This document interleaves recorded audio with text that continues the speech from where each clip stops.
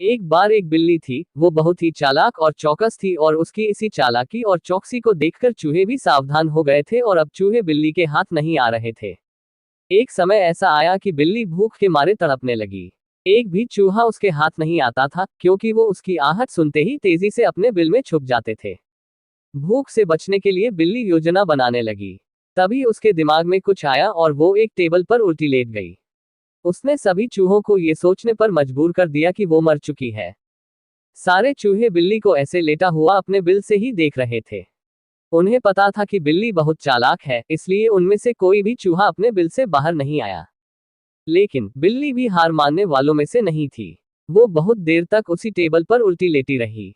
धीरे धीरे चूहों को लगने लगा कि बिल्ली मर चुकी है। वो जश्न मनाते हुए अपने बिल से निकलने लगे।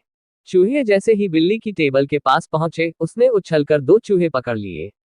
इस तरह बिल्ली ने इस बार तो अपने पेट को भर लिया, लेकिन चूहे अब और भी ज्यादा सतर्क हो गए। दो चूहे खाने के बाद बिल्ली दोबारा भूख से तड़पने लगी, क्योंकि चूहे अब बिल्कुल भी लापरवाही नहीं बरतना चाहती थे। इस बार पेट भरने के लिए एक बार फिर बिल्ली को योजना बनानी थी। लेकिन इस बार छोटी योजना काम नहीं आने वाली थी। इसलिए बिल्ली ने अब खुद को पूरे आटे से ढक लिया। चूहों ने सोचा कि वह आटा है और उसे खाने के लिए आ गए। लेकिन एक बूढ़े चूहे ने उन्हें रोक दिया। उसने ध्यान से आटा देखा तो उसे उसमें बिल्ली का आकार दिखने लगा।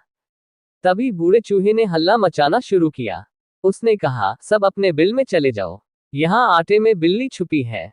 बूढ़े चूहे की बात सुनकर सारे चूहे अपने बिल में चले गए। जब बहुत देर तक एक भी चूहा बिल्ली के पास नहीं पहुंचा, तब बिल्ली थकने की वजह से उठ गई। इस तरह बूढ़े चूहे ने अपने अनुभव से सारे चूहों की जान बचा ली। बिल्ली और चूहे की कहानी से यह सीख मिलती है कि बुद्धि का इस्तेमाल करके धोखे से बचा जा सकता है।